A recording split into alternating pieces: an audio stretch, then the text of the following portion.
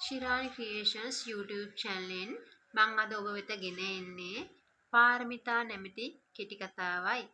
මේ කතාව රස විඳින ඔයාලා යම් කමෙන්ට් එකක් ලයික් එකක් දානවා නම් ඒ ඉතාමත්ම අගය කොට මම සලකනවා. මේ කතාව රස විඳින්න ඔයාලට පුළුවන් ශිරානි ක්‍රියේෂන්ස් YouTube channel එක subscribe කරලා. ප්‍රාර්ථනා දෙවියන් සියලු වාසනාවන්ගෙන් පරිපූර්ණ වූ මනුෂ්‍යයන් මේ මිහිමත මවල නෑ වගේම කිස්සිරිටත් එය එසේම විය. කිස්සිරි කෙතරම් කඩවසම් උගත් බුද්ධිමත් තරුණයෙකු වුවද නිම්සරාගේ ධනවත් බලවත් දෙමාපියන්ට එපමණක් මායිම් නොවීය. නිම්සරාගේ ආදරය දිනා ගන්නට කිස්සිරි වාසනාවන්තව සිටියද ඇගේ දෙමාපියන්ගේ මනාපය ලබා ගන්නට තරම් ඔහු වාසනාවන්තයෙකු නොවීය. පංචශ්‍රීයෙන් හෙබි තරුණයක් සිය භාර්යාව කර ගන්නට වාසනාවන්තයෙකු වීද සතර වරිගයාගෙන් වරිග දෙකක්ම සතුරන් බවට පත් වූයේ තම පෙම්වතිය තමා සමග හොර රහසේ පලා ආ නිසාවෙනි. නිම්සරාට එසේ නොකරන ලෙස කොතෙක් පහදා දුන්නද ඇය ඔහුට දක්වන ලද ආදරය හමුවේ තම සියලු සන්තකයන් හැරදා ඇය ඇගේ ආදරය සොයා ආවාය. නිම්සරාගේ හමුවීම කිස්සිරිට ගෙන ආවේ අභිමානයකි. මේ විවාහයත් සමගම නෑදෑ හිත මිත්‍රාදීන් අතරද ඔහු කැපී පෙනුනේ නිරායාසයෙනි. කිස්සිරිගේ බිරිඳ අතිශයින්ම සුන්දර යුවතියක් බවත් තමාට තරම් නොවන ඉහළ ධනපති පැලැන්තියෙන් පෙර පිනකින් ලද භාර්යාවක් බවත් කාර්යාලයේ සියල්ලෝම දනී. එහි පැවති උත්සව අවස්ථාවලට සිය බිරිඳ සමග සහභාගී වන්නට ලැබුණු අවස්ථාවන් නිසාවෙන් ඇගේ රූපශ්‍රීය මුළු කාර්යාලය පුරා ප්‍රසිද්ධව සිටියේය. සිංහාසනාරූඪව වැඩ සිටින ලේකම්තුමාගේ ඇල්ම බැල්මද පතරාණි වැනි වූ ඔහුගේ අඹුවට හොරෙන් නිම්සරා දෙස තියුණු බැල්ම හෙලා සිටිනු කිස්සිරි කිහිප විටක්ම දක්නා ලද්දේය. තම රූපකායට ගැළපෙන පරිද්දෙන් සහකාරිය සොයතත් අතිශයින්ම සුන්දර වූ යුවතියක් තම භාර්යාව වන්නේ නම් ඊට අකමැති පිරිමින් නම් ලොවෙහි නොවෙත්.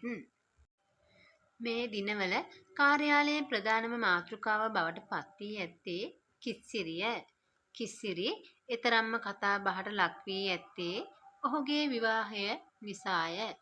විවාහයෙන් ඔහුට ලැබුණු භාර්යාව නිසාවෙනි. තමාගේ විවාහය එතරම්ම ආන්දෝලනයකට තුඩු දෙන්නක් වේ යයි කිස්සිරිට නොසිතුනේය. මචං උඹ එහෙනම් තනියම කේක් කෑව නේද? විවේකාගාරයට ඇතුළු වන විටම මිතුරෙක් උස් හඬින් පැවසීය. අපිටත් දීපන්කො බං ඔය කපපු කේක් එකෙන් චුට්ට තනියම කන්න නැතුව. තවකෙකු ඔහු හා එකතු විය. අනේ කෑ ගහන්න නැතුව ඉඳහල්ල බං. මෙයාගේ මගුලට කේක් ගෙඩිය ගන්න වෙලා තියෙන්නේ අපිට. මෙයා ලක්ෂයට කොඩි දාන්න ගිය පාර කේක් ගෙඩිය එහෙ තියලා පෙට්ටිය විතරක් අරන් ඇවිත්. කටකාර සුප්‍රියා ඇගේ වාචාල කට විවර කළාය. ලක්ෂයට නෙවෙයි මචං කෝටියට. තවත් මිතුරෙකුගේ ඔච්චම් සිනහව විය. උඹ හරි බං. දැන් කාලේ ලක්ෂයට කොඩි දාලා මොනවා කරන්නද? කෝටියකටවත් කොඩිය දාන්න ඕනේ. සෙන් බරුත මැටිල්ඩා නෝනා අඩු වැඩි එකතු කළාය. අනේ එපා බං කිස්සිරියට විහිළු කරන්න. කෝටියට කොඩි දාන්න ගිය පාර මූට දැන් රැට හීනෙනුත් සුදු කොඩි පේනවලු. සමරසිංහගේ හිනාවට මුළු විවේකාගාරයම එකතු විය. විවේකාගාරයට ඇතුළු වූ කිස්සිරිට තමාහි පැමිණි කාරියත් අමතකව ගියාක්සේ දැනින. කාර්යාලයේ තම සංගයන්ගේ ඔච්චමට ලක්වීමෙන් මනස විඩාපත් වී තිබින.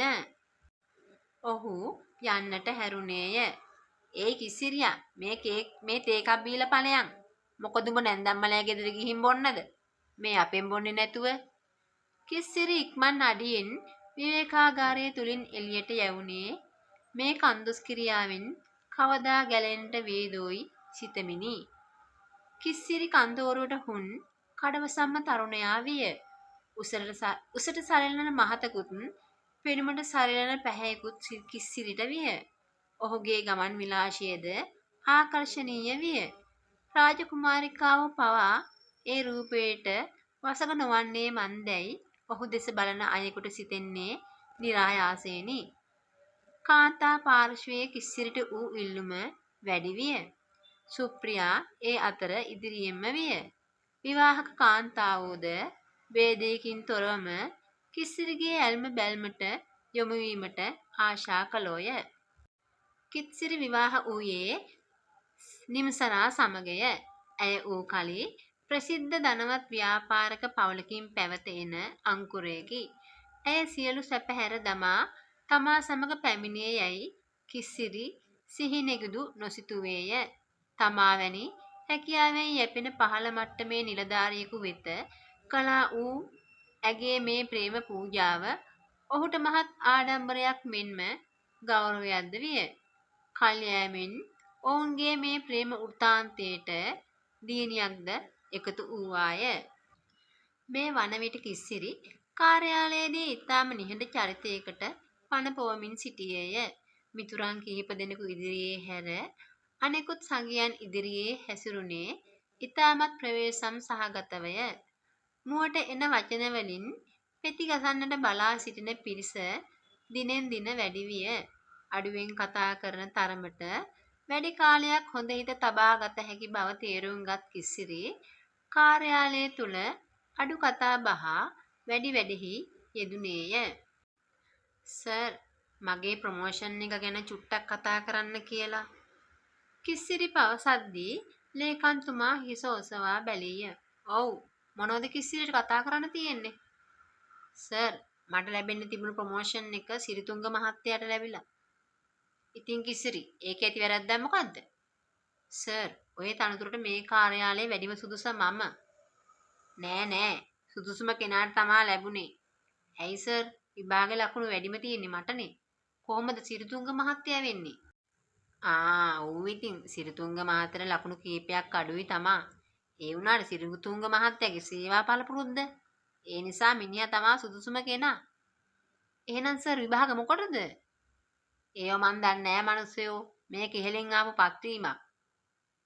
ඒ පත්වීමේ යටත් ඇත්තේ ඔහුගේ අදිසි හස්තයේ බව කිස්සිරි දැන සිටියේය. අනික කිස්සිරි මොකටද ඔය කෙහෙම්මල් ප්‍රොමෝෂන් එකකට නහයෙන් අඩන්නේ? ඔයාලා ඇවිල්ලා නිලධාරීන්ට ප්‍රොමෝෂන් දෙන කට්ටියනේ. නරකද මාමණ්ඩිගේ ව්‍යාපාර කටයුතු වලට එහෙම බලාගෙන කියාගෙන හිටියනම්? ලේකම්තුමා දෙඩුවේ කටකොණක් කන පැත්තට යවමිනි. ඔහුගේ කුහක සිතිවිලි වක්කඩ කැඩුවේ ඒ අයුරිනි. තම මාමණ්ඩිය තමා කෙරෙහි ණයට අදුකොළ මෙන් දැඩි අප්‍රසාදයකින් පසුවෙන බව ආයතන ප්‍රධානියා සක්සුදක්සේ දනී. එලෙස දැන දැනත් ඔහු මෙලෙස තමාව සමච්චලයට ලක් කරන්නේ ඔහු තුල ඒ කෙරෙහි වූ දැඩි ඊර්ෂ්‍යාව නිසා විය යුතුයයි කිස්සිරිට සිතුනේය.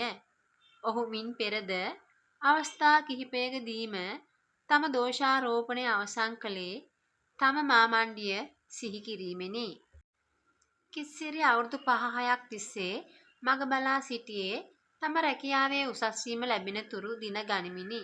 එහෙත් ඒ බලාපොරොත්තුවද පුස්සක් බවට පත් වූයේ කිස්සිරිගේ ආර්ථික වර්ධනයේද අත්හිටවා ලමිනි.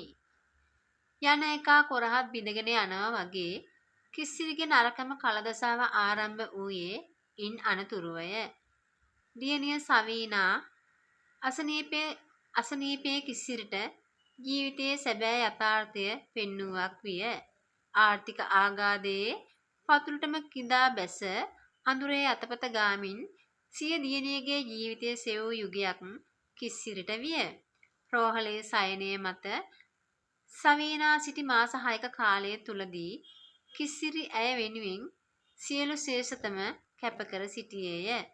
දියණිය සුවය ලබන විටදී ඔහු විශාල ණය බරක්ද හිස මත තබාගෙන සිටියේය. කිස්සිරි, මෙහෙම නිවාඩු ගන්නකොට කොහොමද මේ ආයතනයේ කටයුතු ඉදිරියට කරගෙන යන්නේ? කිස්සිරිගේ පැමිණීම අක්‍රමවත් වූ තැන ආයතන ප්‍රධානී ලේකම්තුමා පැවසුවේ තරහවේ අඳුර වලාවකින් මුව සරසා ගනිමිනි. සර් අපේ දුව අසනීප වෙලා ඒක හින්දායි මට මේ දවස් ටිකේ වැඩට එන්න අපහසු වුණේ. කිස්සිරි පැවසුවේ බය ආදු හඬකිනි. බලනවායිසේ ඔහෙගේ දුව අසනීප වුණා කියලා මෙහි වැඩ කටයුතුත් නවත්තන්න කියලාද කියන්නේ? බලනවා මෙහි වැඩ කටයුතු අවුල් වුණාම මං එපැයි ඉහළට උත්තර බඳින්න. මෙතන 10 15 දෙනෙක් ඉන්න මේ තමුන්ගේ කටයුතු කරන්න. වැඩේ හරියට කරන්න බැරි නම් ඔය පුටුව වෙන කාට හරි දෙනවා. හරියට කරන කෙනෙකුට. මොකද කිසිරි හැමෝගෙම සල්ලි ඉල්ල පස්සෙන් යනවා කියන්නේ. ඔහෙගේ මාමණ්ඩිට ලැජ්ජයිනේ ඔයි. විජේතුංග මහතාගේ ගෝරනාඩුව වීදුරු කුටියෙන් එපිට සිටි නිලධාරීන්ගේ නෙත් ආකර්ෂණය කරන්නට විය. කිසිරි දිව බලා ගත්වනම ඉන් පිටව ආයේ තමාට වන්නට තවත් කරදරයක් ඉතුරුව නැතැයි සිතමිනි. මිතුරන්ගෙන්ද හිතවතුන්ගෙන්ද ණය සොයා යාමටත් දියණිය වෙනුවෙන් කාලය කැපකිරීමත් නිසා කිසිරිට රාජකාරිය නිසියාකාරව කර ගැනීමට අපහසු විය. ඉන්දින කිහිපයක් රාජකාරියට වාර්තා කිරීමට නොහැකි වූ තැන කිසිරි තම ධූරයෙන් ඉවත් වී පහළම නිලධාරියෙකුගේ කටයුත්තට අනුයුක්ත වූයේ විජේතුංග මහතා තමා වෙනුවෙන් සහකාර නිලධාරීවරයෙකු පත් නොකරන තැනය. ජීවිතයේ ඇති නීරස භාවය දියණියගේ අසනීප තත්ත්වයත් සමග කිසිරි මැනවින් වටහාගෙන තිබුණේය. තම දියණියගේ රෝගය සුව කරනු පිණිස මිතුරන්ගෙන් හිතවතුන්ගෙන් මුදල් යදිමින් ඔවුන්ගේ දෙපා මුල බයාදු වූ සැටි ඉන් සමහරෙක් නොමරනා මිනිසුන් ලෙස ජීවත් වන්නට උත්සාහ දරන සැටි ඉන් සුළුතරයක් වූ පිරිස තමාටත් තම දියණියටත් අනුකම්පා කළ සැටි ඉනුත් කිහිප දෙනෙක් හදවතින්ම තමාට උදව් උපකාර කළ සැටිත් වෘත්තීය ජීවිතයේ තමාට අත් වූ ඉරණම ජීවිතයේ ඇති අස්තිර ස්වභාවය මේ ආදී වූ සියලු දෙයින්ම කිසිරි ජීවිතාබෝධය ලබා සිටියේය. ලෝකයේ තේරුම් ගැනීමට නම් තමා අසරණ තත්ත්වයට පත්විය යුතුයමයි කිසිරි කල්පනා කළේය. ලෝ වෙසෙන සියලු සත්වයාට අෂ්ටලෝක ධර්මතාවයේ පොදු යයි පසක් කරමින් ඊළඟ වාරයේ උදා වූයේ ආයතන ප්‍රධානී විජේතුංගටය. රෝහල් සයනයට ඉහළින් අහසේ වේගයෙන් කැරකෙන විදුලි පංකාව මත වරින් වර මතුව නොපෙනී යන දේවතා රූප කිහිපයක් හිස් දැසින් එදෙස බලා සිටින විජේතුංගගේ මනසේ මැවෙන්නට විය. විජේතුංග මහතාට තමා සිහිනකින්වත් නොසිතූ ආකාරයට දෙවියන් යදින්නට සිදුව ඇත. තමාට මෙලෙසින් දෙවියන් ලදින්නට සිදුවේ යයි විජේතුංග මහතා සිහිනකින්වත් නොසිතන්නට ඇත. දෙවියන් හැර තම දියණියට ජීවිත දාණය දිය හැකි කිසිවෙක් වෙද්ද? නැත. වෙතොත් ඒ දෙවියන්ම විය යුතුය. දියණියේ මුදල් ජීවිතය මේ හැමදේම අතර තමා අතරමං වුණා වගේ විජේතුංගට දැනුණා.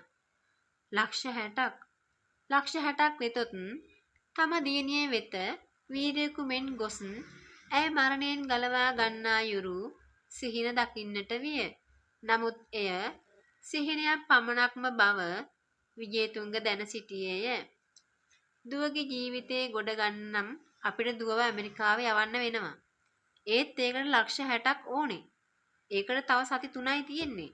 සති 3ක් ඇතුළත සල්ලි හොයාගන්න පුළුවන් වුණොත් අපිට දුවව බේරගන්න පුළුවන්. දොස්තර මහත්තයා කිව්ව වෙලාවේ තමන්ගේ මුළු ජීවිතේම බිමට කඩන් වැටුනේ ආයේ කවදාවත් හරි ගස්සන්න පුළුවන් විදියට නෙමෙයි කියලා විජේතුංග මහත්තයාට දැනුනේ දෙපා අප්‍රාණිකව ඇඟ වේවුලුම් දෙනකොට. ඒ ආරංචියත් සමග කන්තෝරුව කැළඹී සිටියේය. අනේ අපොයි වදන් එහි කා මුවගත් හැඳිනි. දසතින් මුදල් ආධාර ගලා එන්නට විය. විජේතුංගගේ ගිනිගත් රැවුලෙන් සුරුට්ටු පත්තු කරන අයද ඒ අතර සිටියහ.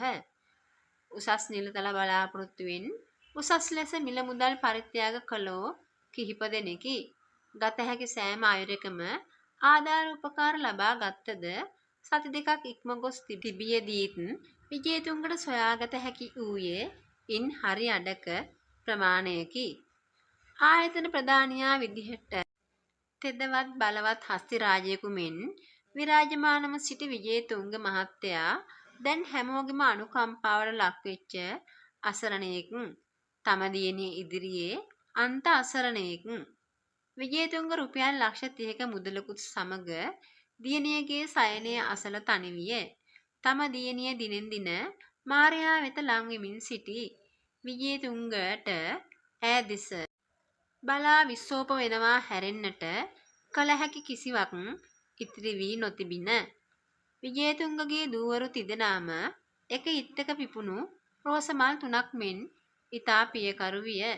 කන්තෝරුවේ උත්සව අවස්ථාවලදීද ඔහු තම දියණියන් තිදෙනාද කැටිව එහි පෙනී සිටියේ ඉතා අභිමානයෙනි.